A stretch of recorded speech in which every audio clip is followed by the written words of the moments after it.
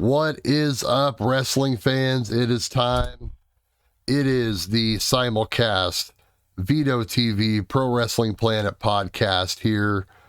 I am your excellent friend, The Brand, along with, we usually know him as Vito, but tonight he is Ref Stevens for us, getting ready for the big show. My man, what's up? How's it going? Ref Stevens here for Veto TV. It's going good. Like you said, we got a big show this Saturday. Power Pit Pro Wrestling. Pit Pro Wrestling. Vito, Ref Stevens, if you will, very lucky to be currently working in the business. In the biz, as they say. In the business. And has a big show this week, so he's excited about it. Straight from Power Pit Central in Roseburg, Oregon. Yep. So, yeah. And Vito, buddy, we have this Dynamite to talk about for June 29th, 2022. But before we get into that, Brand. What's up? Hey, what are you gonna say? Well, I was just gonna say, before we get into that, there was something that happened over the weekend that was pretty big. Oh, yeah. That we should probably talk about at least a little bit. Of course, we're coming off the Forbidden Door pay-per-view. Oh, that door.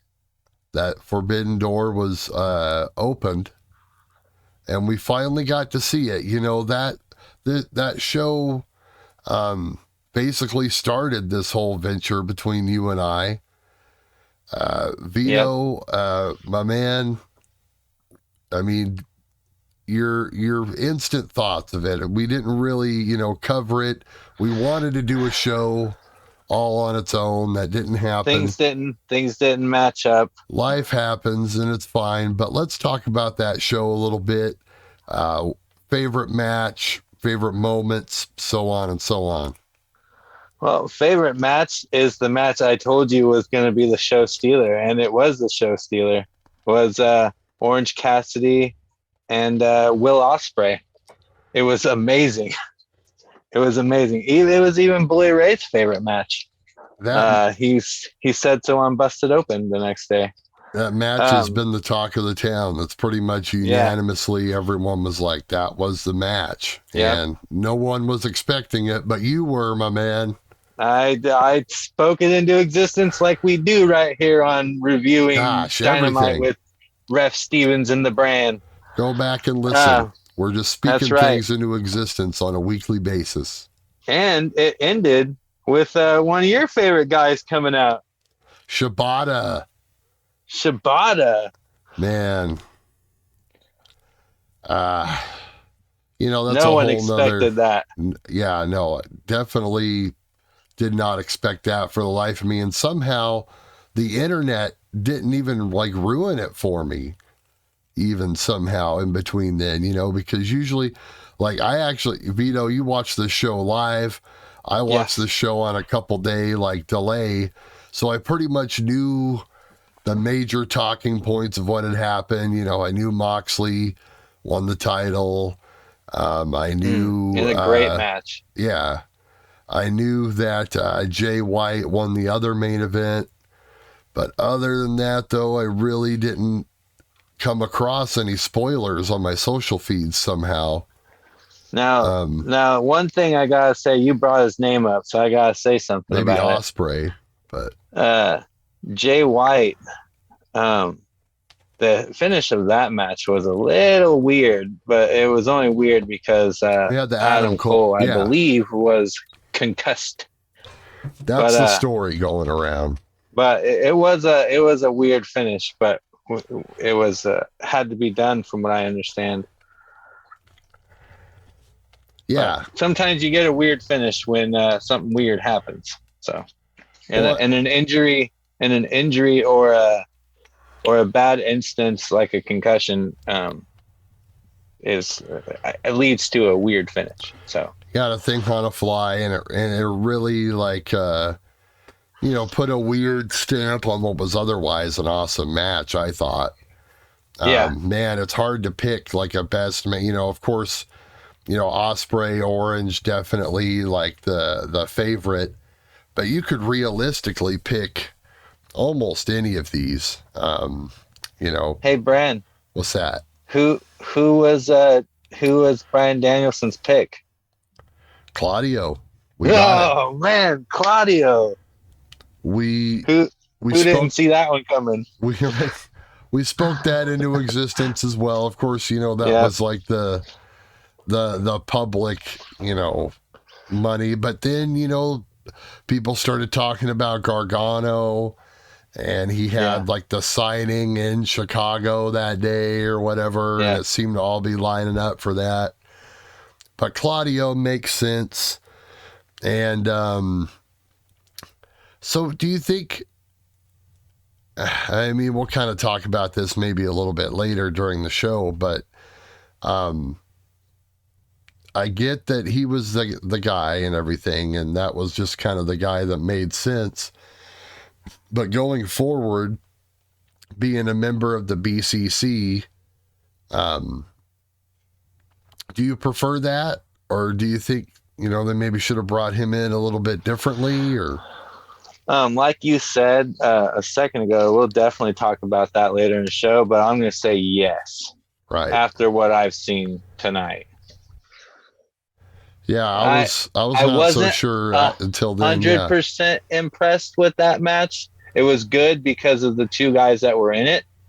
I don't think Zack Sabre Jr. or Claudio Castagnoli has ever done a bad match. Right. But let's talk about that match. Yeah. That was it was good match for me. It was good. Did you kind of think that Sabre was like, I don't know, Sabre just looked like a step ahead of Claudio? I don't know if that's the youth factor or just because his style is so different, but it was a styles clash and AJ wasn't there. So it wasn't a good styles clash. Right. It wasn't the good styles clash like we would expect from a wrestler. It was a little, No, I think I just think Zack Sabre Jr. wanted DBD and he wasn't there. You know what I mean? And that's Daniel Bryan Danielson, for those of you who don't know what DBD is. Right. Well, a lot of Sabre stuff is like very spot oriented. It's kind of like wrestling Orange, but Osprey did his homework on how to work with Orange, but they didn't really have the time or whatever, I guess, to like really for Claudio to really sink in to what would make a match. I think that match could have been better, but it was it wasn't bad, right? But it wasn't great, like it could have been. Triple threat tag was pretty cool. FTR picking up more belts. So, only 2 more to go, baby. All they need is the NWA tag titles and the Impact tag titles, and they got them all. That's definitely doable. I think they have 7. They've got Raw, SmackDown, NXT, AEW, AAA, Ring of Honor, and New Japan. That's 7. So they just need NWA, Crockett Cup, and TNA, and then Impact, and then they got it. They could probably make that happen. Oh yeah, well, Tony deals with both those guys. Right. They could get that done within 2 years. Think about that. Yeah. Really cementing. FTR could be the most dominant tag team in the next 2 years and hold every single major tag belt in their career within 2 years. Huh. I'd say go to Mexico, drop those AAA belts next month. Go and then just start dropping those belts. Go over to the NWA, grab those belts, go to Impact, get those belts. Bam, 9.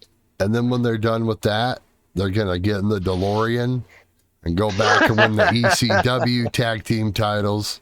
Yep, and the From WCW tag team titles. Yeah. And then go back even further to the AWA tag team titles and so on and so on.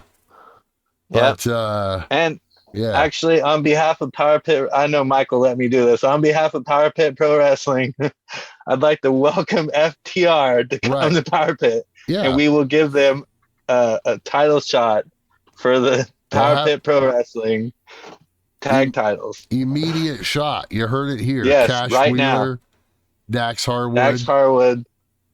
You have an open, standing shot at the Power Pit tag team titles. Show up at the show July 2nd. That's right. Power Pit Performance Center, Roseburg, Oregon. Google or it up. Any Saturday, any first Saturday of the month. We'll take you anytime. You guys, anytime. Well, Vito, let's get into this Dynamite. Unless you have anything else about Forbidden Door. Think we're good, huh? Yeah, I can't barely remember anything else. But Brandon, I do gotta say one thing. It's Wednesday night. And you know what that means. I took your line. That's right. And you know, whatever. We reverse the roles. You're going over tonight. I go over. Let's do this. Well, this show has the subtext blood and guts. So we have another special show. Was it last week, Road Rager? Or was it the week before? Yeah. No, that was the week before. It was 2 weeks ago. Okay, well. I love these. You love these. These special. You said you like these, right? It gives you kind of a Clash of the Champions kind of a vibe. Yes. Yeah. Yeah, WCW used to do these every once in a while. Yeah, for sure. New Year's Evil. It was like one I could think of off the top of my head for WCW. But this show opens up with Orange Cassidy against Ethan Page. Vito, it's good to see the best friends back together. Yes. Best friends are back together. So I guess the Roppongi Vice deal was just for the open door or forbidden door. Rocky Romero, just because he's involved with New Japan and all that. Sorry, buddy. Get lost. Right. You're done. Yeah. You're out. Kick rocks. What's his name? I can't think of it right now. T. Chucky T is back. They're sporting some very sporty tie-dye jumpsuits. He was looking real depressed on track suits. On BTE. They're having videos of him like cutting the pictures out of the shirts that they all wear. He's like cutting each guy's head out of it. All sad and depressed. I think I may have seen that. I'm a few weeks behind on BTE though at the moment. Yeah, and like the Dark Order guys would like walk up to him and be like, "Oh, are you sad your friends are all gone? You should come with us." Trying to get him into the Dark Order. Yeah, I think I did see that one. Yeah. So Chucky T is not going to be depressed anymore. That's good. Right, the best friends are back. Yep. Vito, I don't like that they messed with OC's music. What do you think about the new music? What's the deal with that? I gotta be honest, I did not catch the new music. I had to fast forward through it tonight because of ref practice. Well, Pixie's song is gone. We have some kind of new theme song, so that was weird. Go back and check it. Lambert comes out, orders the ref to send the best friends away, but he still gets to be there, I guess, because he's a licensed manager. I don't think he said that, but Lambert's got a bottle of OJ. The crowd is just immediately chanting STFU and BS, once they send out the best friends. And so I think the Dan Lambert things got tired. I think he's really good on the mic. Yeah. But as far as I don't know, I'm just kind of sick of him. I think he's really good on the mic, but I am kind of sick of the Dan Lambert thing. They need to put him with somebody meaningful, I think. I did like that he did the kicks to Orange Cassidy's head when he was outside. Yes. Like he did the little orange kicks. I thought that was cool. But I found it weird that he was just holding the orange juice because I guess I missed the beginning. So thought it was where he's just holding it. I thought he was going to open it and spit it at him when he was on the floor. But Right. then he just held it in his hand and he did the little head kicks to him. So, Yeah. but it had its spot. Yes, they did end up finally doing that spot. Cassidy got the orange shoes from him. I took do a have a drink. question for you. I'm a Orange Cassidy fan. Even with this match, I'm an Ethan Page fan too. I like his vlogs. They do toy hunts and stuff. Right. But do you think he's going to lose the pocket thing? Or do you think that's just him? You think we're ever going to lose the, and I quote, power of the pockets? I don't see why you would want to lose it. I mean, it's over. Yeah. And that's the thing. Like, people can talk, the people that don't like him, however vocal they may be, I think they're just kind of like a vocal minority sort of thing. Dude's over. Now, Dude's money. I don't think he should lose the pockets. I'm just wondering, sometimes people are like, oh, I'm sick of this gimmick. I want to move on. But he doesn't seem to be like that. So I'm just wondering, do you think the pockets are always going to be there? Or do you think one day he's going to grow out of the pockets? Well, I mean, if they ever wanted to turn him heel, that's like the brilliant thing. Like, right, if he really wanted to change it up, he could be a heel and just have a completely different persona. Fake to the pockets and just be like, right, yeah. If they really wanted to do that someday, they could. But that's always going to be him. It's kind of like Scotty 2 Hotty with the worm. You're never going to want to not see that. 20 he's years, still doing that on the indies. Yes, 20 years from now, Orange Cassidy will be on the indies doing the pockets. You know what I mean? That's just the cycle of life. Yeah. That's how it works, my man. So, yeah, no disrespect to Orange Cassidy, but that's the sort, you know what I mean? Maybe not on the indies, wherever he's at the time. Still a pretty young guy. He'll be in his mid 40s, so.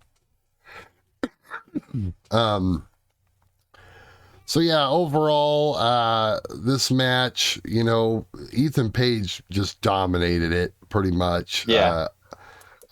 Cassidy did his stuff and got his comedy spots in, and it's, got some good, hope spots, but Ethan Page took most of the offense. Now, he wins after they do this spot with the stealing of the orange juice. He takes the drink and ends up spitting it at Lambert. So it happened like you thought, but reversed. And that leads to 2 orange punches and then a power slam. OC gets the win. Okay. Now, here's the thing. Earlier in the match, he tried to power slam him twice, and he couldn't do it. Now, here's my question.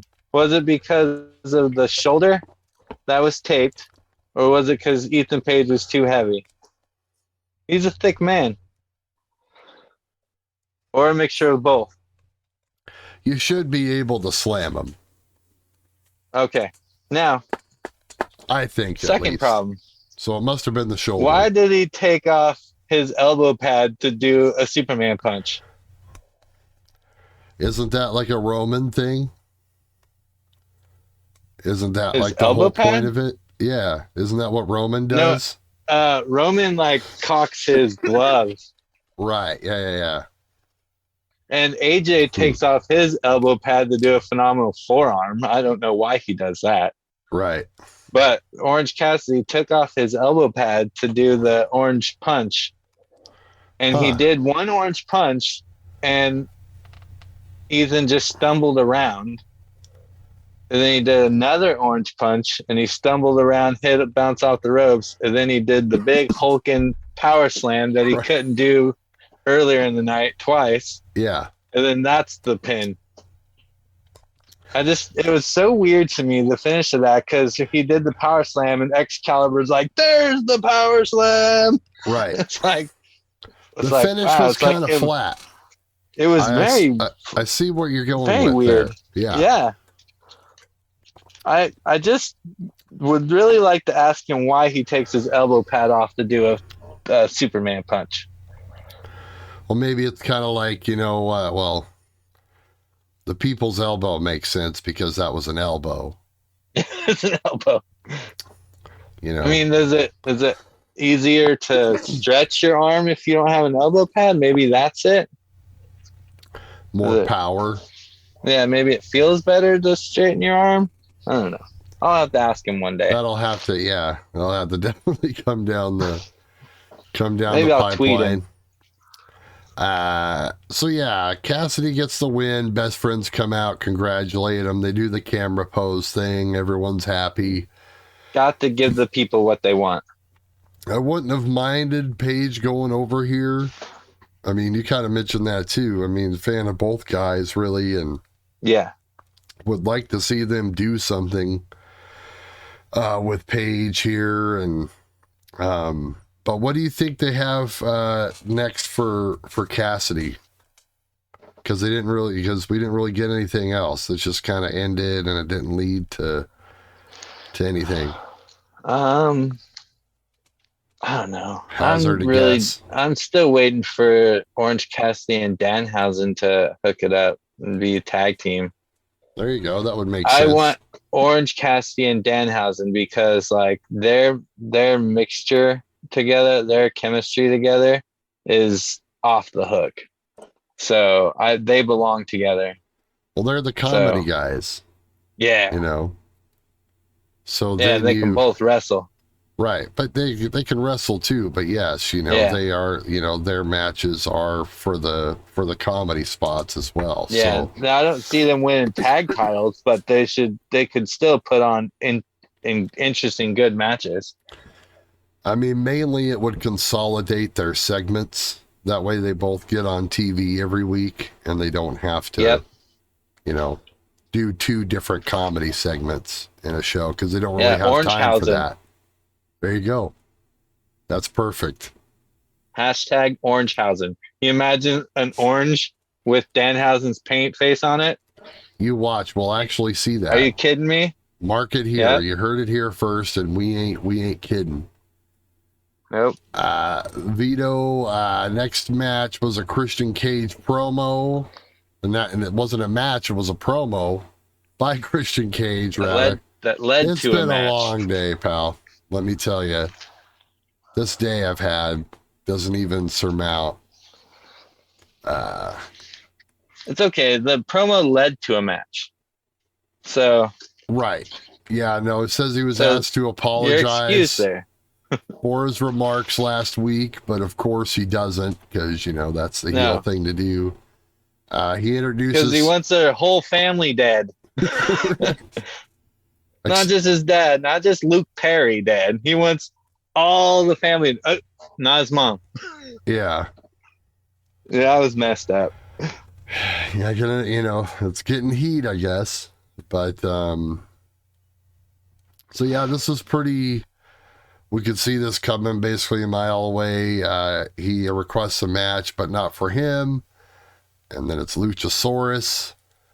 Luchasaurus looked awesome. He comes out with he had like a black mask on, right? Instead of the green. Yeah, it looked cool.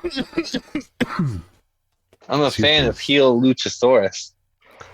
So apparently, yes, that they have officially now split the team as well as Cage going heel. He squashes Serpentico here.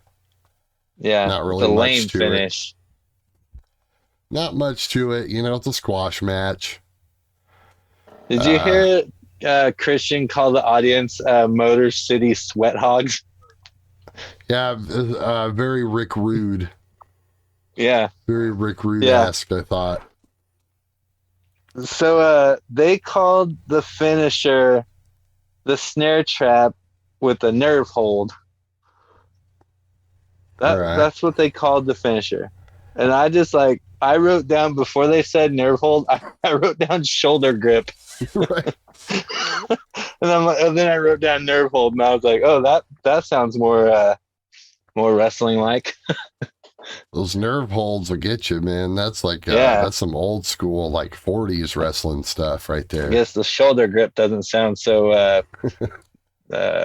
evil sounding, I guess. Shoulder grip, Ric Flair drip, whatever.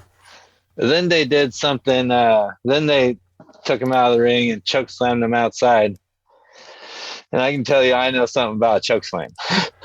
Right. It ain't fun. The post-match beatdown. Yeah. Serpentico is your resident jobber. We had a backstage promo, Scorpio Sky and Wardlow. Apparently it's them in a street fight for the TNT belt next week, if I wrote that down right. Was that on Dynamite or Rampage? I got the impression it was on the next Dynamite. Okay, good. Because if it was on Rampage, then Wardlow would lose. But if it's on Dynamite, then the title can change hands. So that's good. Well, there you go. Yeah. Acclaimed come out. They had a really cool diss in their rap about Danhausen being a juggalo. Yeah, that made me pop. Danhausen's mystery partners are FTR. I super popped hard for this, Vito. Yeah, he said they're wrestlers that he thought were pretty good. You're right. Well, they do stuff.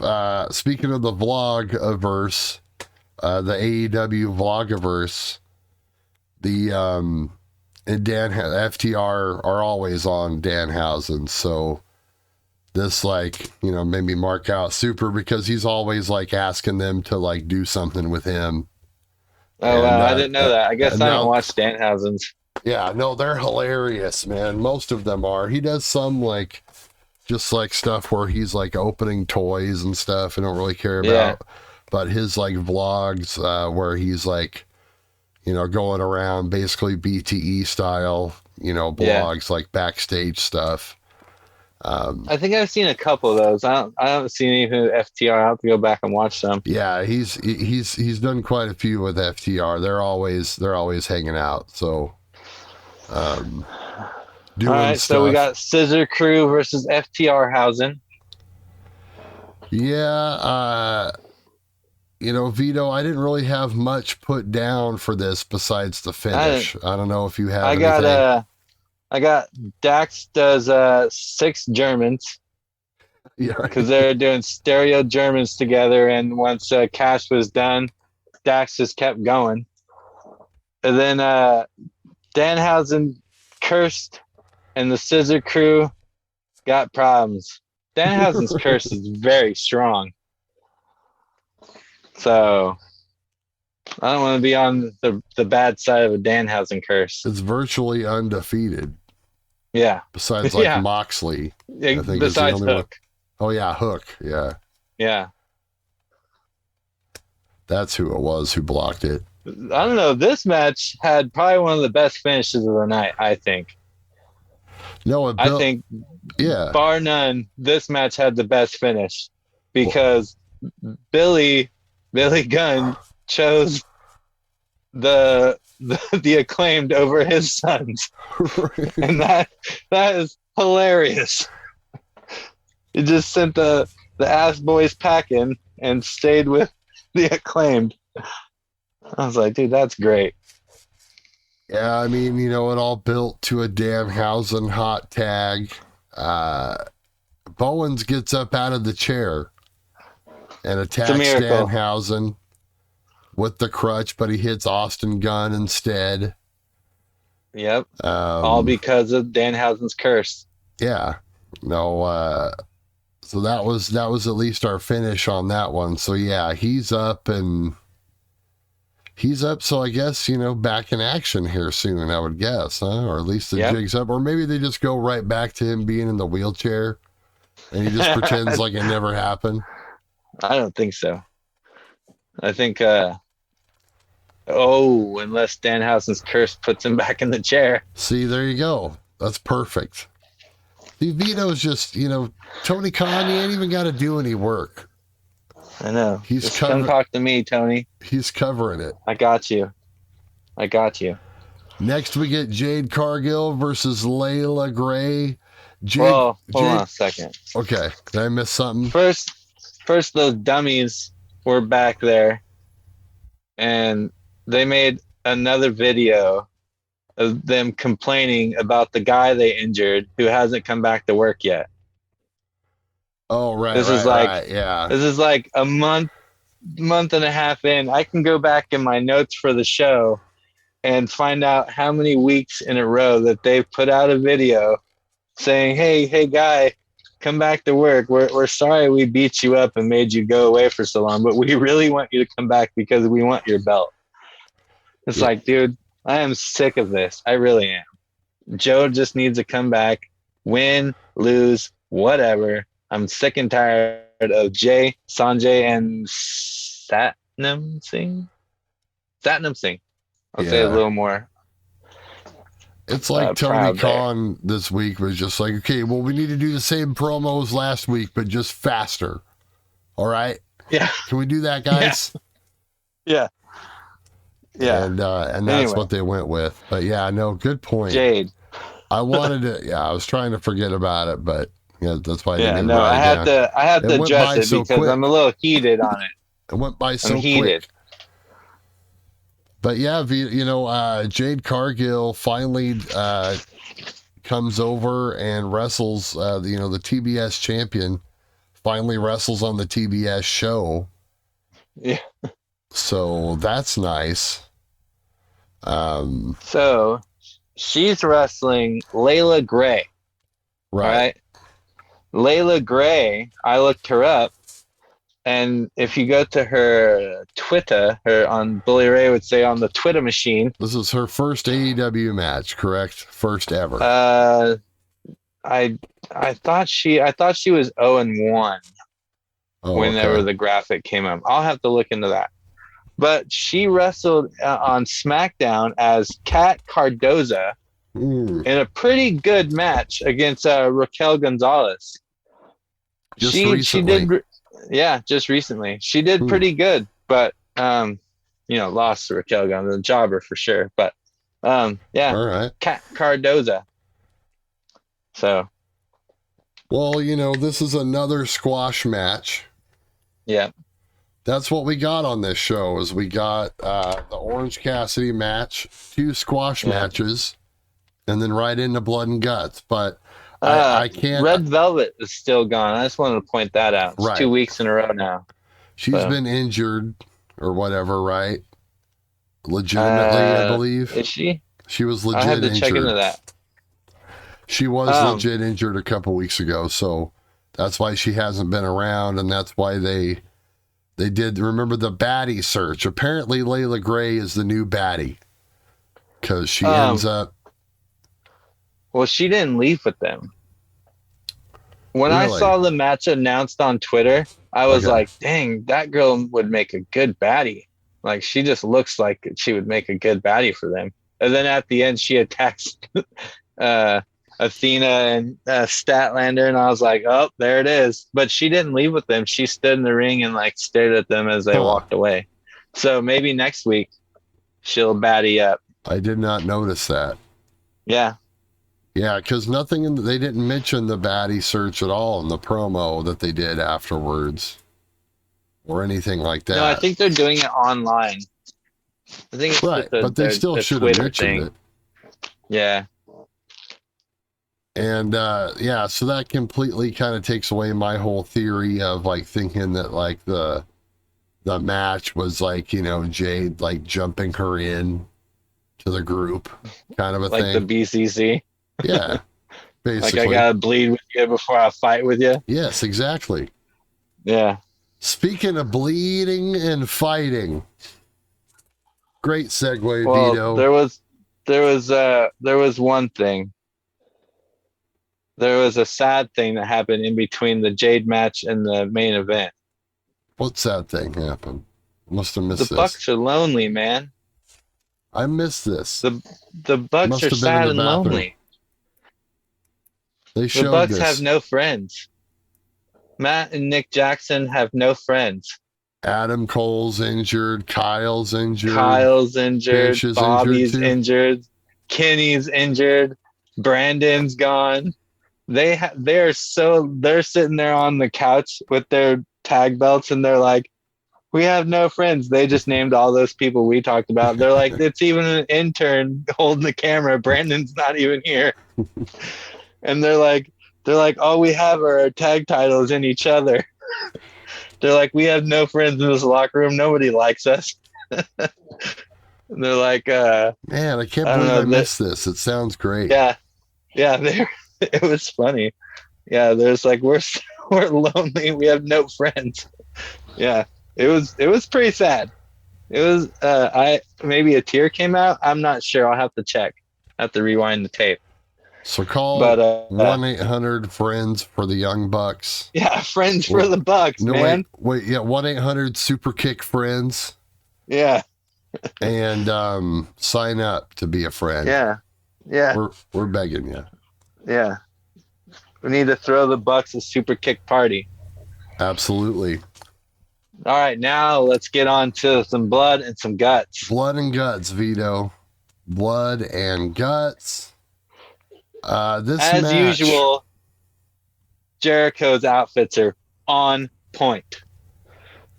Yeah. Just want to say that. The top hats, once again, this time with a red, everyone's in red leather pants and red fishnet tops. Yep. With suspenders. Gotta have the suspenders. Yes. Well, man. So this match, I took down so much stuff here. We talked about Claudio and the BCC, like you kind of mentioned. I was optimistic, or, not so optimistic beforehand, but now, after this match, definitely on board. Think he fits in. Claudio's a sure fit. I think he fits in pretty well. I have a couple entrance thoughts here. Okay. You know me. I have a lot of thoughts about the entrance. Right. So Jericho's outfits were definitely on point. Sammy went straight up to the cage, walked straight out there, climbed right out. And what's funny is he said he would on his vlog. Him and Ty were sitting there or laying there for the end of the vlog. He goes, I'm going to be in the cage. And she goes, yeah. And he goes, every time I'm near anything large and tall and whatever, I climb it. And she goes, no. Right. He goes, yep, I'm going to climb it. So he did that. A little bit of foreshadowing there as well. Did you hear Regal say that Claudio was the last person he wrestled and he jumped on his head? I did not. Yeah. Wow. Yeah.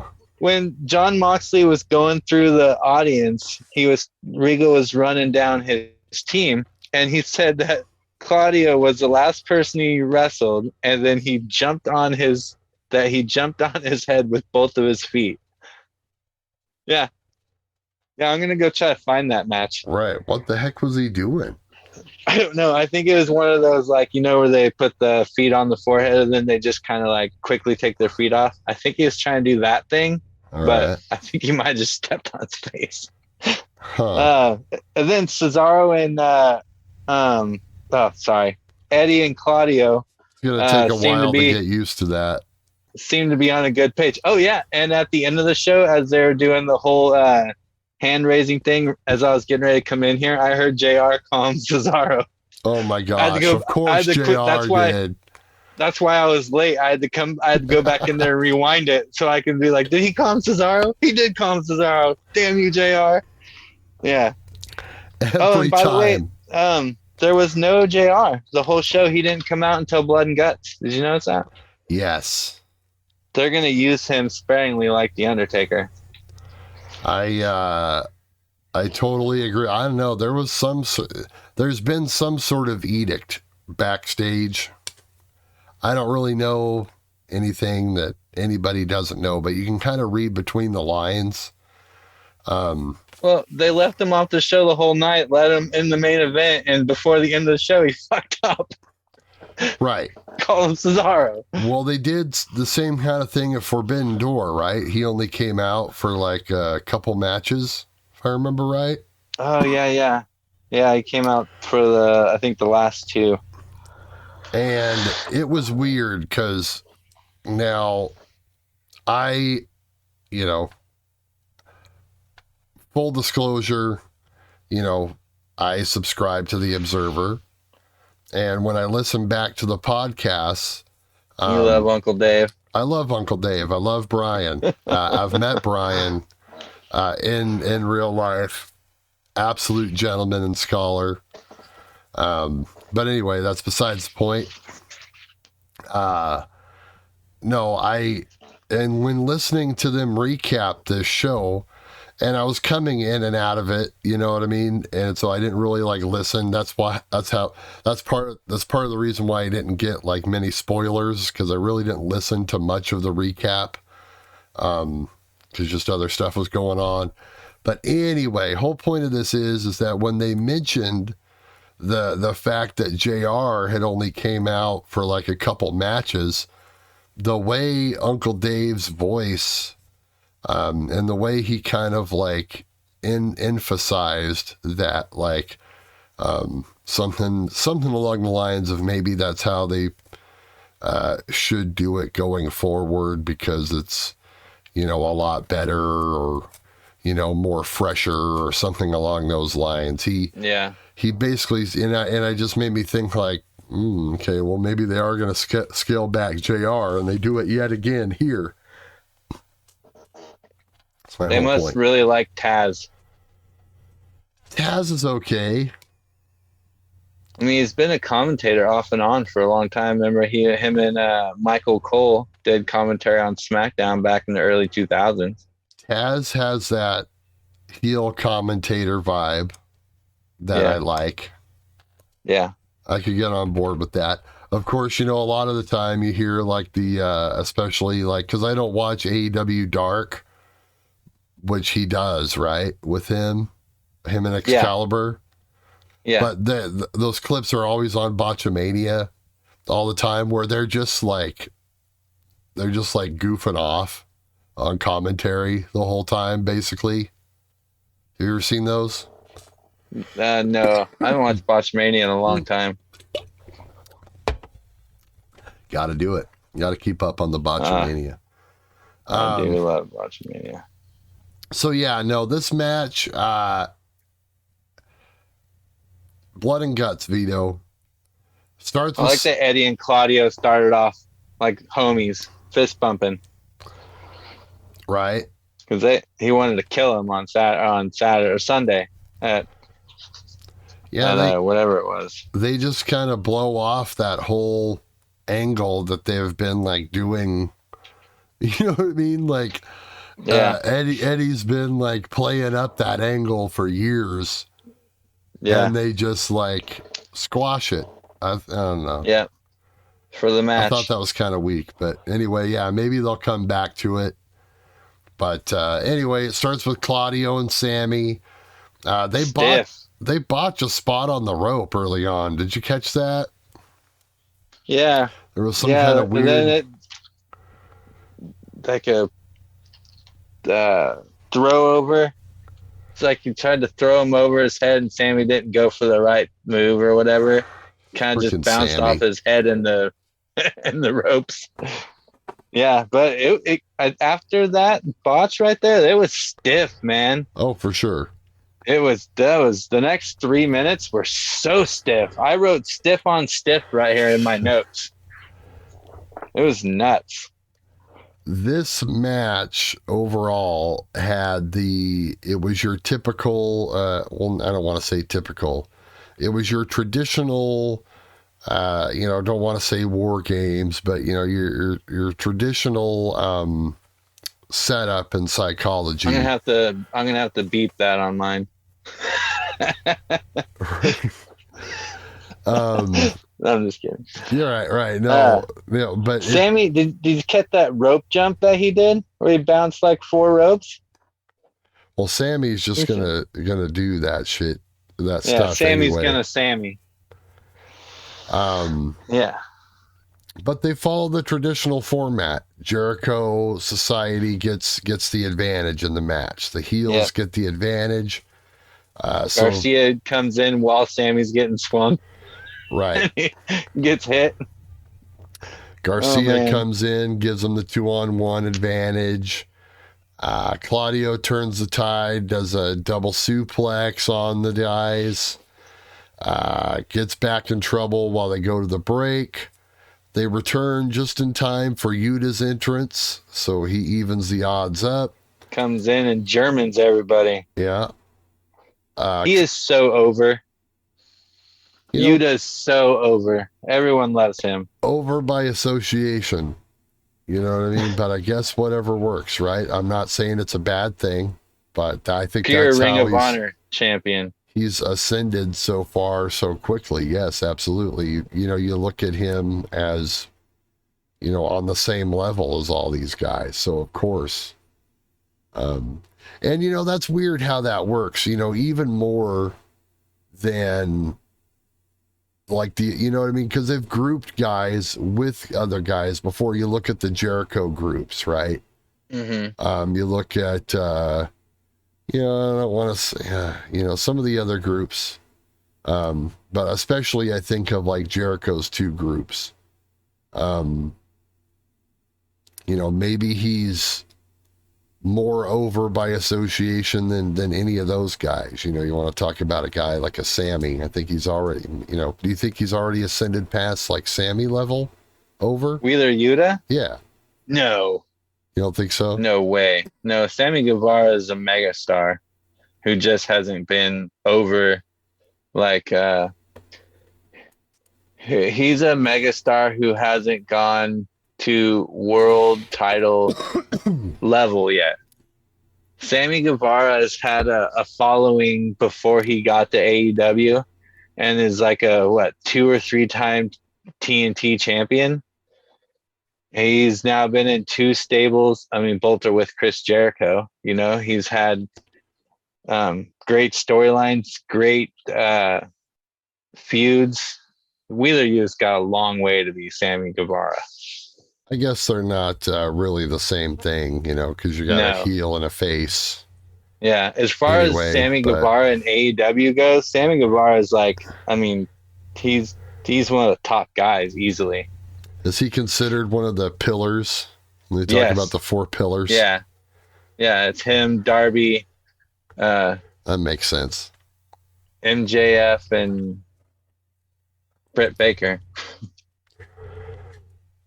Really? Britt Baker? Jungle Boy. Sorry. Jungle Boy is the other one. Okay. Yeah. Sorry, that was a CM Punk joke that he did.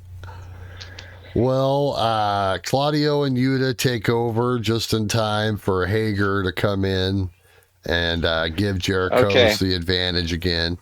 So, soon as he came in, I was like, wait a minute. And then he looked across and I was like, oh, we the people.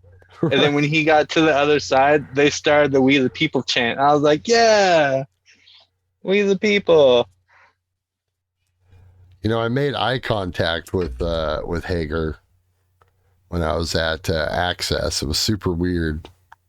I was going to say, was he creeped out by it? I don't know if he was creeped out. I was waiting in line to get into the area where they were doing the autograph signings. And they had some press people pulled them out of there to do a quick radio interview or something. Yeah. And so he's sitting there talking, cutting a promo on the radio. And I'm standing there staring at him, because I'm in line. You weirdo. I'm just there's Swagger cutting this radio promo, I don't know. I was just looking at him. And he looked right at me. We made eye contact and it was super weird. And I was just got spooked for a second. You know what I mean? You do that kind of a You're thing. Yeah. But anyway, where was I at here? We the people. Yeah. Hager comes in, gives them the advantage. Then Mox comes in, evens it up. He runs wild on everyone like Hulkamania. He just throws a chair right at Hager's face. Right. See, the things I wrote down are what people did as soon as they came in. There you go. Yeah. Well, And there's a BCC beatdown. right. And then Moxley digs into Garcia's head with a fork. Yeah. Awesome. Awesome. So we get some brutality going on. He busts open. Then the other guy, what's his name? Angelo Parker. Angelo, yes. He comes in. Jericho's team gets the advantage again. So that's how these matches work. You know, the heels take over. It's back and forth. Angelo Parker ran, as Regal put it, like a scared bunny until Claudio caught him up. Right. Yeah, he definitely seems like the weak link in the group. That's for sure. Yeah. Ortiz comes in and evens it up. He runs wild on everyone. He came in and Angelo was holding the door, and Ortiz came in through Parker and squashed him into the cage with the cage door. Right, yeah. He was trying to shut him out or whatever. Yeah, trying to keep him out. Right. Now, Moxley gets the thumbtacks, broken glass out. I missed that spot. I missed the broken glass. It happened during the cut-in. During the picture-in-picture. Picture. Yeah, during the picture-in-picture. Yeah, that Matt Menard coming in happened through the pip too. Yeah. And I fast-forwarded all the pips so I can save time, and I still came in after 10 o'clock. You know, I imagine it was probably a headache trying to, like, add time this kind of a match since it ran the hour, you know. Yeah. Really hard getting the cues out. Now, you mentioned how Moxley came in with the chair. I put down here how the Jericho appreciators are not trying hard enough because they weren't using any weapons. Like, no one came in with any weapons. It's all the baby faces using the weapons so far, you know. It's Moxley, which it's great, but it's like, but he's the baby face, so it's just like, yeah, you know, kind of like psychologically weird, but it's fine. I'm not gonna. Well, nitpick. I think it's because they're the faces, but they're also the ruthless bastards. And they're taking their revenge / aggression out on the heels. So it's their time to use the weapons. It is a unique dynamic, that group. Yeah. That's for sure. They're all kind of wild cards. So because the BCC aren't 100% faces. I mean, I wouldn't even. Bryan Danielson straight up said that he came out the bad guy tunnel. Right. Last week. So they're tweeners per se, maybe. Yeah.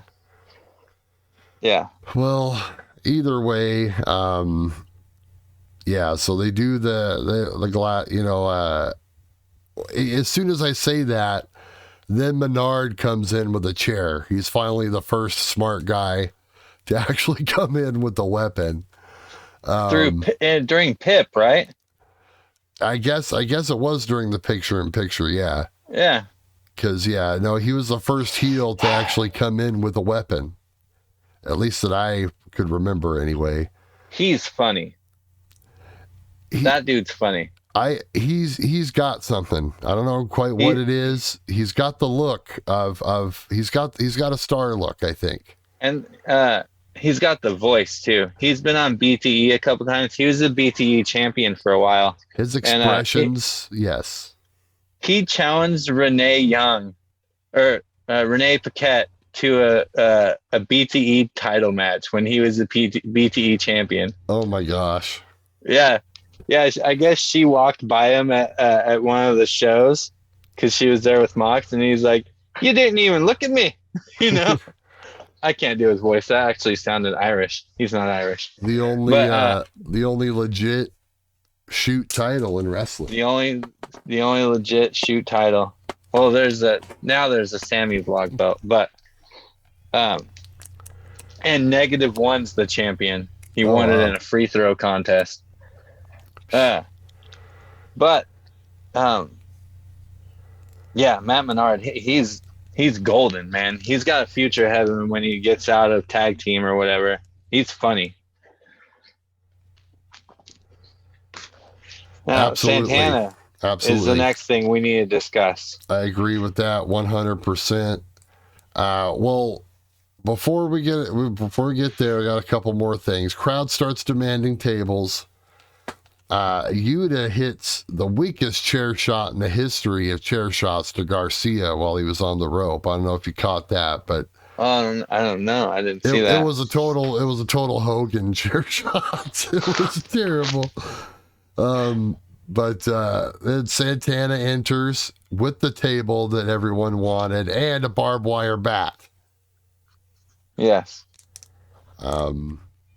Moxley Now, does another fork spot and then a skewer spot on Menard's head where he drives in some wooden skewers. before that, Santana does. I don't remember what move it was. I didn't want to rewind it, but he does some kind of move and I think tweaks his leg because Santana lays on the other side of the cage for the whole match. Really? You know, Santana wasn't in the match at all. Okay. You know, I thought something weird like that was going on, possibly. I thought he just botched it, but then he was like kind of selling like he had hurt himself. So I'm gonna have to go back and watch what move did it. we'll But have to figure that out. Santana was not in the match at all. So well, then we finally just more injuries. Yeah, unfortunately, the injury bug is ravaged the locker room at this point. Jericho enters with his bat, drops it after one hit, and then Ortiz starts whooping his ass, and Claudio gets some shine time until Jericho hits the code breaker on him, and Kingston then enters with a kendo stick. And then they had this bottle of rubbing alcohol. What the hell was the deal with the rubbing alcohol? They never paid this off. Nothing happened. First of all, when Kingston came in with the kendo stick, the first two people he hit with the kendo stick were just like little love taps. Did you catch that? He's like, whooping, whooping. And then he comes through and he's trying to get to Jericho. And then the next two guys he hits, he just like waylays into him. He like hits him like he's beating him for. I'm not going to go into that, but he just hits him so many times that they just fall down eventually. But the first two guys, he just little pings him. He's like, "Oh, you're done, and then he walks away. It's so weird. I wonder. Well, it'll be interesting to see what sequence that was in, because like maybe he was easier on I don't know, maybe he was easier on like Hager and someone else, but then like the other dudes he could lay into. I'll have to go back and watch it. I'm gonna go back and watch that match. There's definitely parts of that match that were lost on me, including the bottle of rubbing alcohol. Okay, so the bottle of rubbing alcohol was brought in by Kingston, and I think he was going to use it to light Jericho on fire. Right. But then like he drops it because he gets attacked. And then the next thing we see is Tay Conte squeezing I don't know if it was a different bottle or the same bottle. She's like squeezing it through the cage into Jericho. Breaking. And it was like, it was all squeezing out and like leaking everywhere. So I guess they just abandoned the plan since they lost all the alcohol. Yeah, that's what I was thinking too. I wonder what they were supposed to do there. I don't know. I think he was going to wizard him again. Right. Okay. Well, I mean, I don't know. But after that, he just laid there and he crawled along that side of the cage for a while. Then eventually he just showed up on the other side. I thought he was just going to stay there, but. Hager takes the table spot. It was cool. They had it set up in between the rings. I thought that was a nice touch in that, between the ropes area. Then we get tacks and light bulb. I think they said that it was all tacks, but I think there was some light bulb pieces or something in there. whatever that second bag was, I think it was different than just There tacks. was a lot of tacks came out of one of those bags. Right. A lot of tacks, like more tacks than I've seen. There was a lot of tacks in that one bag. They tear up the mat in one of the rings. That doesn't lead to anything either. Yeah. I thought someone would at least take a bump on the wood, but they just, for no reason. Well, once they go on top the cage, the whole inside. I kept looking down there when the camera panned down. They just laid there. People were just laying there. Right. Everyone just sold their. Yeah, I was beginning to think that, like, yeah, okay, well, what is everyone else doing right now? They didn't. We'll get to that. I kept looking every time the camera went down there. They were just laying there. Jericho and Kingston finally brawl, but we didn't get the payoff we wanted right away. Eddie walks right into Jericho's fire extinguisher. Oh, it was weird. Right. He starts doing it, and then Eddie just was like, oh crap, and then walks into it because he wasn't close enough. He almost dove into it. It was a fire extinguisher. Let me run it. Like he ran through it like it was a sprinkler. Almost. Yeah. He's like, oh yeah, I gotta go get Jericho. Yeah. Oh yeah, he's got a fire extinguisher. It's like, geez. And then we get to the top of the cage. We get Jericho and Kingston, top of the cage. Sammy gets up there too. And then what happens, Vito? Okay. I don't know if you heard this, but did you hear I think it was Kingston asking if they're on a break. Are we on a break? Did you hear that? I did not. No. Yeah. Really? Are we on break? Are we on break? And then they're all looking down. Sammy's looking down. I think they're looking for a cue. Oh wow. Okay. Yeah. Yeah. I heard it and I'm like, wait. Yeah, I'm gonna go back and rewind it. I have to believe that Tony Khan. Yeah, I have to believe that Tony Khan was not very happy with this match. There was some issues, especially at the end. Yeah, the end was kind of a disaster, but Sammy took the big O. He took the big O bump. Sammy takes the bump after the nut shot. Onto the super safe table box contraption ringside, which is great. That way you get the visual, but you don't, it's not Mick Foley almost getting killed sort of a thing, right? Yeah. So you get it was the table, but it had an airbag. Right.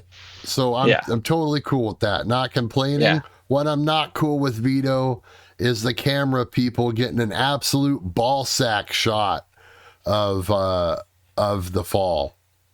They completely botched the shot.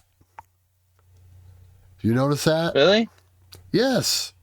They cut, they got to it too late. They show Sammy getting thrown, and then by the time they cut to the floor camera, it was just a second late, or it was right at impact.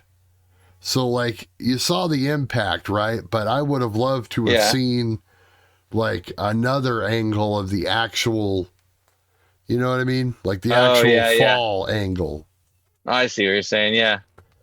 But we can always trust Sammy to take that Shane McMahon spot, though. Oh, we knew it was going to happen. Like you were saying, him going on the cage. And I knew that was foreshadowing when he climbed the cage that something was going to go down with that. So then they go to another commercial. So apparently this is what they were waiting on, this commercial break, because there were two right on top of each other. I remember it made my son really mad because he was like, they just went to a commercial. And I was like, yeah, well, that just is what it is. And then they had the picture-in-picture going, but then they halfway through the commercial break, they ended it, which was weird. Jericho does the walls on Eddie on top of the cage. Claudio makes the save, does the swing on Jericho. That looked awesome. Menard gets up there to even it up. Cesaro gets Menard to tap to a sharpshooter While Eddie has his move on Jericho, he was kind of mad that he didn't get the win. But it seems like they kind of had to rush to that finish. Yeah. That was blood and guts. It got it was I've always wondered, I'm just gonna say Hell in a Cell match. Can a Hell in a Cell match end on top of a cell? Apparently a blood and guts match can end on top of a cage, so we still have hope for Vince's match winning on a cell. You know, it would be interesting to go back and see the exact rules as they had wrote them before the match. I don't think the rules specified that it had, you know, the submit or surrender on the mat. Right, that it had to be actually within the confines of the ring. Yeah. Maybe not, though. I don't know. Either way, that's what happened. Baby faces go over. So, Bran, first of all, I want to ask you what on a 1 to 5 would you give Forbidden Door? Whew.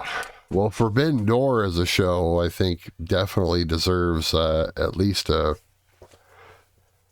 it's probably in the 4.25, 4.5 territory for sure. It's pretty damn close to perfect, I would say. A few things that knock it down, but you're not going to get a better show really wall to wall, as far as work rate goes. Yeah, I would say what about you? There's a couple small things. Yeah, I would say a solid 4-5. Right. 4-5. Which leads us to tonight. Dude, tonight's show was not that good overall, I would say. Like, the match was fun. But there was some, there was some weird stuff. There was some psychological stuff I didn't really like, psychology-wise, which I think kind of brought it down. But overall, it was a fun match. But then all we got other than that was 2 squash matches. And then, the Cassidy match. Orange Cassidy, yeah. Which there wasn't, much to that. So, yeah, if I'm going to say. Well, we got Scissor Crew and FTR. That's right, the 6-man. Yeah.